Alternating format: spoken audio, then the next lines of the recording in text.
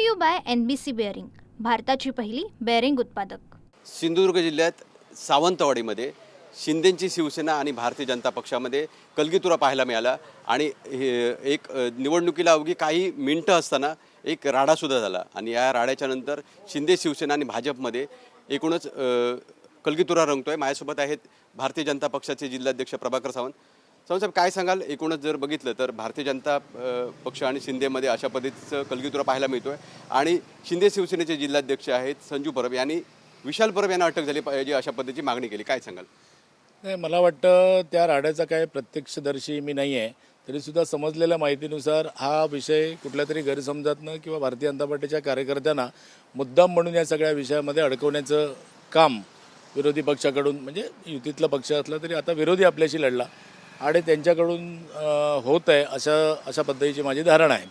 या सगळ्या विषयामध्ये जर जिल्हाप्रमुख म्हणत असतील विचार प्रमाणे अटक करा, तर इथे हे लोकशाहीचं राज्य आहे, असं कोणालाही कुठलाही विषय नसताना अटक करण्याची मागणी करणं हे हास्यास्पद आहे आणि पोलीस यंत्रणेकडे हा विषय गेलेला आहे। पोलीस यंत्रणासुद्धा त्याला प्रत्यक्षदर्शी आहे, त्यामुळे पोलीस यंत्रणा या विषयामध्ये कोणाला अटक करायची, कोणाचा यामध्ये सहभाग आहे, या सगळ्या विषयावर ठाम आहे, निश्चित आहे।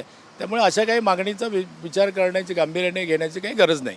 मला सांगा, अशा पद्धतीचं म्हटलं जाते की भाजपला यश मिळू शकतं, म्हणजे कार्यकर्ते म्हणतात तुमच्या, त्याच्यामुळे कुठेतरी शिंदे सेनेच्या पायाखालची वाळू सरकले म्हणून अशा पद्धतीची मागणी होते आणि विशाल परब यांनी सावंतवाडीमध्ये बऱ्यापैकी काम केलेलं होतं अशा पद्धतीचं पण विशाल परब सांगतायत।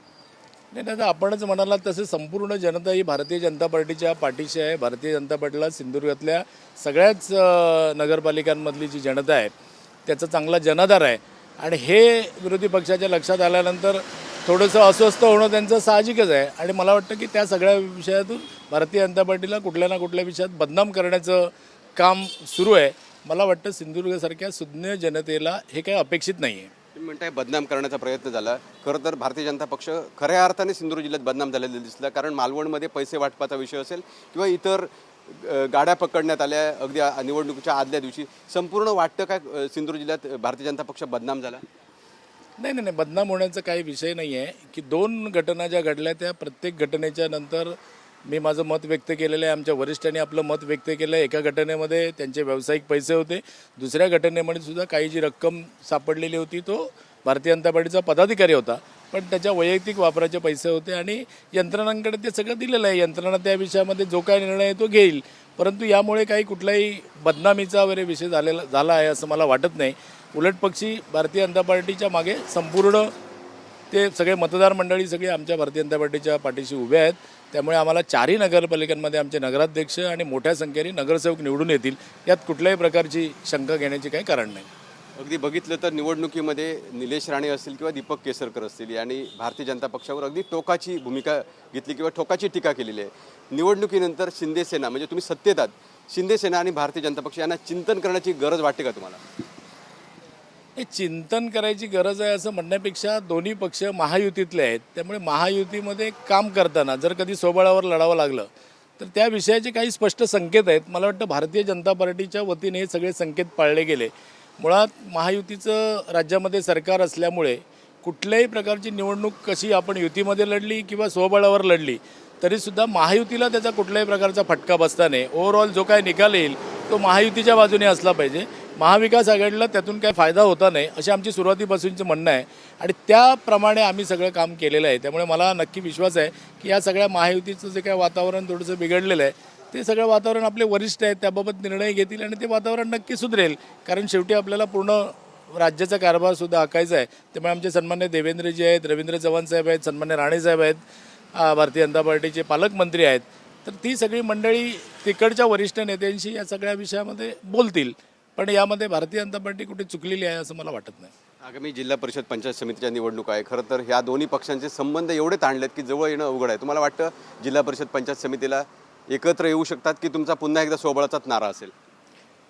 नाही, मुळात आता नगरपालिकेला भारतीय जनता पार्टी स्वबळावर लढली, त्याचे निकाल अजून येणं शिल्लक आहे, ते निकाल येतील आणि ते भारतीय जनता पार्टीच्या बाजूने असतील। युतीत जरी आपण असलो तरी प्रत्येक पक्ष आपापली ताकद वाढवण्याचा, नेहमी संघटनात्मक ताकद वाढवण्याचा प्रयत्न करतो। भारतीय जनता पार्टीने सुद्धा ते केलेलं आहे यावेळेला कार्यकर्त्यांचा आग्रह होता, भारतीय जनता पार्टीची संघटना विस्तारलेली होती. जर आम्ही युतीचा पर्याय जर स्वीकारला असता तर कदाचित त्याचा आमच्यात बंडखोरी झाली असती आणि विरोधी पक्षाला त्याचा फायदा झाला असता. म्हणून त्या अनुषंगाने घेतलेले त्यावेळेचे निर्णय आहेत. जिल्हा परिषद निवडणुका अद्याप जाहीर झालेल्या नाहीत, त्यामुळे जिल्हा परिषद निवडणुका जाहीर होतील आणि त्यानंतर तत्कालीन परिस्थितीनुसार जे काही निर्णय आहेत ते आमचे वरिष्ठ असतील, आमची सगळी पदाधिकारी मंडळी असतील आणि मागाशी म्हटलं ते आमची सगळी नेते मंडळी असतील, सगळे मिळून त्या विषयातला काय जो असेल तो निर्णय घेतील आणि जो निर्णय घेतील तो युतीच्या फायद्याचा असेल.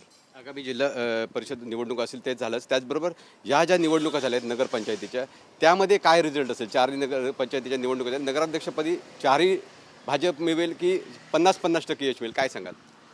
नाही, नक्कीच नाही. आपणही पत्रकार आहात, आपणही चारही नगरांमध्ये जाऊन आपण सगळा अंदाज घेतलेला आहे. आणि मगाशी तुम्ही म्हटलं की भारतीय जनता पार्टीचे कार्यकर्ते किंवा बाकी लोक म्हणत आहेत की भारतीय जनता पार्टीला चांगलं यश मिळेल. आणि भारतीय जनता पार्टीचा पदाधिकारी जिल्हाध्यक्ष म्हणून मी असं म्हणतो की चारही ठिकाणी भारतीय जनता पार्टीचा नगराध्यक्षपदाचे उमेदवार मोठ्या मताधिक्याने निवडून येतील. त्याशिवाय जी काही नगरसेवक मंडळी आहेत, म्हणजे प्रत्येक नगर परिषदांमध्ये 20-20 आणि कणकवलीला 17 आहेत, तर या सगळ्यामध्ये सुद्धा चांगल्या प्रकारचं यश, चांगल्या संख्येने भारतीय जनता पार्टीचे नगरसेवक निवडून येतील. यात कुठलीही शंका बाळगण्याचं कारण नाही. शेवटचा प्रश्न राडाच्या पार्श्वभूमीवर संजू परब यांनी मागणी केली विशाल परब यांच्या अटकेची. अगदी त्यांना संजू परब यांना काय सल्ला देऊ इच्छित आपण? नाही, सन्माननीय जिल्हाध्यक्ष संजू परब यांनी उगाच अशा पद्धतीच्या काही जी व्यवहार्य नाही आहे, जी योग्य नाही आहे, अशा काही मागण्या करून उगाच आपलं प्रसिद्धी मिळवण्याचं किंवा भारतीय जनता पार्टीच्या पदाधिकाऱ्यांना बदनाम करण्याचं काम खरं तर करू नये. हा सगळा विषय पोलीस यंत्रणेकडे गेलेला आहे. पोलीस यंत्रणा त्यामध्ये कोणाला अटक करायचं, काय करायचं या सगळ्या विषयामध्ये निर्णय येईल. परंतु एक आहे की विशाल परब असतील किंवा आणि सगळेच जे कार्यकर्ते त्या सगळ्या पार्श्वभूमीवर जे होते, ज्यांच्यावर गुन्हे दाखल झाले आहेत, तर भारतीय जनता पार्टीचा जिल्हाध्यक्ष म्हणून किंवा आमची सगळी नेते मंडळी, आमची सगळी मंडळी या सगळ्या मंडळींच्या पाठीशी राहतील. जर त्यांचं काही त्यांच्यावर विनाकारण जर गुन्हे दाखल झाले किंवा आणि कुठल्याही गोष्टी कुठल्या दबावातनं झाल्या असतील तर भारतीय जनता पार्टी पूर्णतः आमच्या कार्यकर्त्यांशी पाठी राहील. केवळ हाच विषय नव्हे तर कुठल्याही विषयामध्ये भारतीय जनता पार्टीच्या कार्यकर्त्यावर कुठे अन्याय होताना दिसेल तर त्याच्या पाठीशी राहणं ही पक्षाची भूमिका आहे आणि ते पक्ष चांगल्या पद्धतीने निभावेल. धन्यवाद. तर हे होते प्रभाकर सावंत. ते म्हणतात की भारतीय जनता पक्षाचे जे कार्यकर्ते आहेत त्यांनी मुद्दाम म्हणून अशा प्रकारचा प्रकार केला नाही, त्यामुळे विशाल परब यांच्या अटकेची गरज नाही. त्याचबरोबर सिंधुदुर्ग जिल्ह्यातील चारही नगरपालिकांमध्ये भरघोस यश भारतीय जनता पार्टीला मिळेल अशा पद्धतीचा विश्वास त्यांनी व्यक्त केला आहे. Vikas Gaonkar, TV9 Marathi, Sindhudurg. Brought to you by NBC bearing, भारताची पहिली बेअरिंग उत्पादक.